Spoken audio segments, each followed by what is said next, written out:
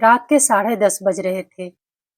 22 साल की छवि स्कूटी से घर लौट रही थी कि तभी तेज बारिश शुरू हो गई। गरजते बादल मानो किसी अनहोनी की चेतावनी दे रहे हों। अचानक स्कूटी के इंजन ने अजीब सी आवाज की और बंद हो गया। छवि ने कई बार स्टार्ट करने की कोशिश की, लेकिन कोई फायदा नहीं हुआ। बारिश अब और तेज हो गई थी। चारों तरफ बस पानी की आवाज थी। परेशान छवि ने चारों ओर नजर दौड़ाई तो कुछ दूर झाड़ियों के पीछे एक बड़ा सा पुराना पेड़ दिखा। बारिश से बचने के लिए वह भागते हुए उस पेड़ के नीचे जाकर खड़ी हो गई। कुछ देर बाद उसे महसूस हुआ कि पेड़ के आसपास अजीब सी खामोशी है।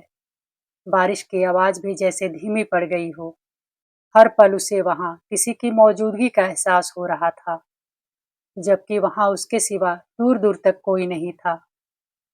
तभी पीछे की झाड़ियों में हल्की सी सरसराहट हुई। उसने सोचा शायद कोई जानवर होगा और वह चौकन्नी हो गई।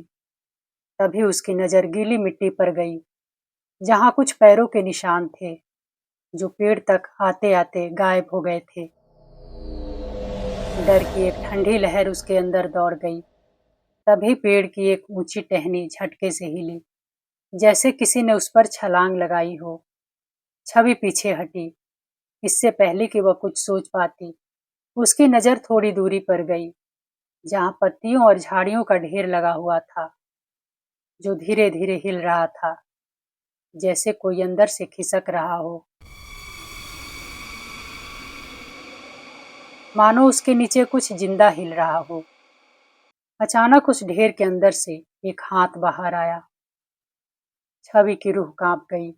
वह तेजी से वहां से भागना चाहती थी। तभी उसके कानों में दूर से कुछ कदमों की आहट सुनाई देने लगी, जो पास आती जा रही थी। डर और घबराहट से वह खुद में सिमटने लगी। उसने देखा अंधेरे में दो परछाइयां आगे बढ़ रही थी। वह तुरंत पेड़ के पीछे छिप गई और सांसें रोककर उन्हें देखने लगी। दोनों परछाइयां आपस में बात करने लगी। तब जाकर छवि को थोड़ा सुकून मिला कि आखिरकार उसके अलावा वहां कोई इंसान भी है। तभी दोनों कुछ पल के लिए रुके और फिर उसी ढेर की ओर बढ़ने लगे। छवि की धड़कनें तेज हो गई। उस ढेर के पास पहुंचते ही दोनों के कदम रुक गए। इसी ढेर में छिपाया था। उसमें से एक ने धीमी आवाज में कहा। छवि को कुछ गड़बड़ लगने लगी और वह चौकन्नी होकर उनकी बातें सुनने लगी।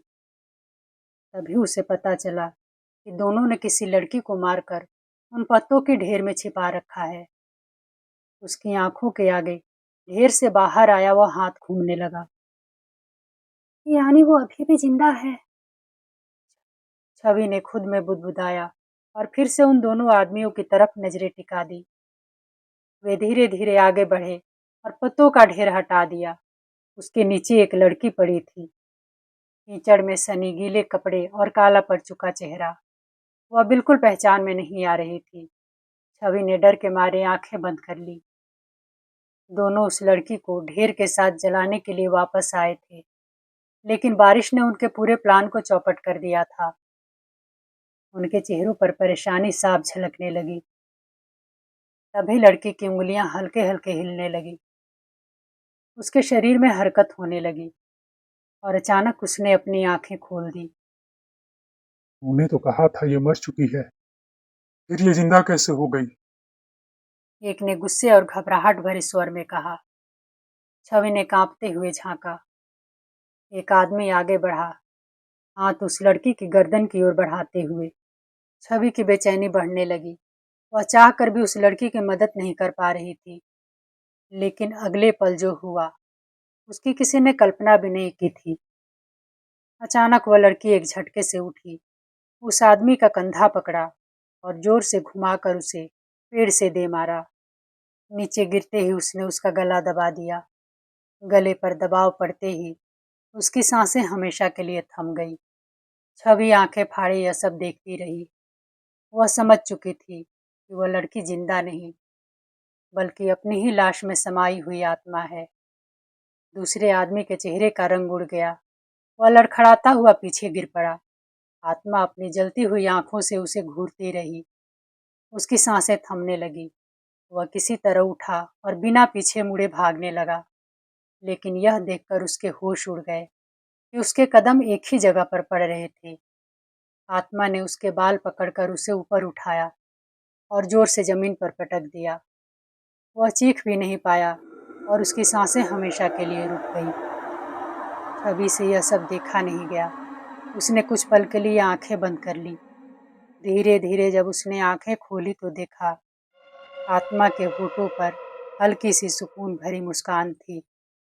पर अचानक उसके मुंह से एक लंबी जोरदार चीख निकली जो चारों ओर गूंज उठी।